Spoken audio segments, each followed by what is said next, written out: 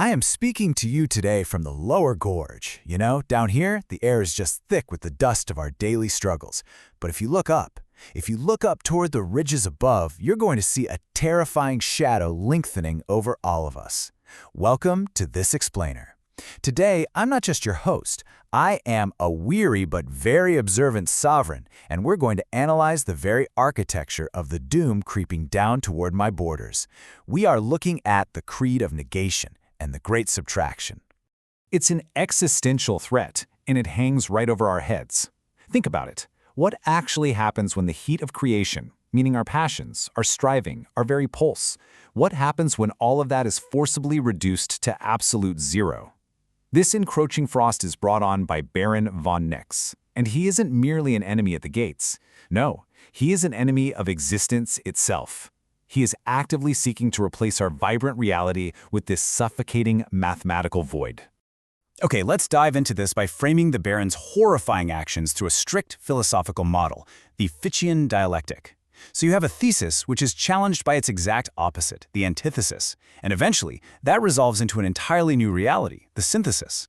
Well, the Baron views my existence, our existence, as a chaotic thesis that absolutely must be countered. His antithesis is what he calls the great subtraction. It's this highly calculated effort to completely strip away the messy friction of being, reducing everything, all of it, to a stable, absolute zero. Part 1. Thesis and Antithesis.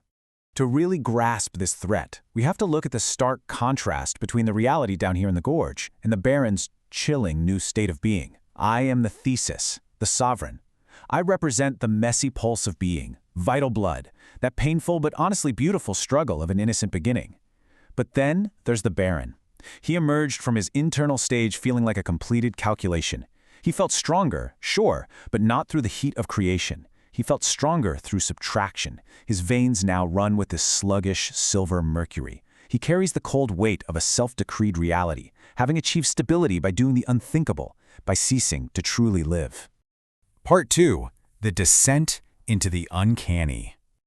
Having stripped himself of life, the Baron couldn't just stay in his sterile laboratory. He physically descended into the bedrock of his new reality, walking into a weeping architecture of calcified bone. He entered what is known as high time. Now, high time is this devastating expanse where all linear illusions of past, present, and future are completely crushed under the immense pressure of their own uselessness. Everything is pointlessly simultaneous, and the Baron actually weaponizes this cosmic pointlessness. For him, every single step is just compliance with the gravity of the void. It's a march toward a forgotten hill where every savior has already expired. To him, our entire campaign is just a pathetic joke. Part 3. Dialogue with the Phantoms. Deep in this trench of absolute negation, he wasn't just wandering aimlessly. He specifically sought out 3 phantoms of the creed to refine his terrible weapon. His first encounter was with a phantom known as the Cynical Wit. This was a king in blood-stained motley, sitting on a literal throne of dust, whose bitter laughter is designed purely to mock us. The Baron asked him, "What is the purpose of a horizon?" And the wit simply laughed, replying that all noble striving is nothing but a permanent punchline. The Baron just watched as this phantom scoffed at existence, wearing the ossuary skin of ancestors like a costume, all to hide a heart that had completely turned to ash. The absolutely crucial point here is what the Baron took away from this. He shared a silent affirmation with the wit and extracted what he called the mechanism of embarrassment. Now, this isn't just a fleeting feeling. It is a psychological paralysis that the Baron intends to weaponize against us. It is vastly more lethal to our striving and to our pursuit of any metaphysical zenith than any physical siege engine he could ever build. He literally wants us to be too embarrassed by our own cosmic insignificance to even try to fight back. Moving deeper into those lightless hollows, the Baron found his second phantom, the hunger. This was a colossal mind, hiding behind a bone-white plague doctor's mask. When the Baron asked how to cure the quote-unquote affliction of life, the colossal mind simply exhaled the freezing void of perfect data right back at him. Let's view this through the hunger's clinical lens for a second, a medical chart of existence, if you will. Our bleeding hearts, our hopes, our loves, these are diagnosed simply as cosmic rot, just symptoms of a terminal disease called life. And the cure? The Baron and this physician of the void share a mission to completely neutralize these symptoms. They want to replace our existence with a clinical, windowless record, an unyielding ledger of absolute certainty. It is the cold, sterile, total eradication of the human spirit. Part 4. Murdering all potential futures. Diagnosing existence as a disease just wasn't enough. To complete the Great Subtraction, the Baron had to shift his focus to the peripheral dark, where the final and honestly most grotesque phantom resides. Here he found the small. The Baron asked, how do we secure the absolute zero? The truth-telling monster showed him, literally crawling through the dark, tearing away the shadows of our potential futures. By consuming these denied futures, it swells into a colossus of pure negation. This misshapen creature serves as the literal grave for innovation. And this brilliantly illustrates the terrifying, step-by-step process the Baron learned from the small. Step 1. Deny the future. Refuse to let it breathe. Step 2. Watch as that denied truth swells into a massive colossus of negation. Step 3. Use that massive negation to bury the mind that feared it. By observing this spirit, the Baron learned the final art of the creed.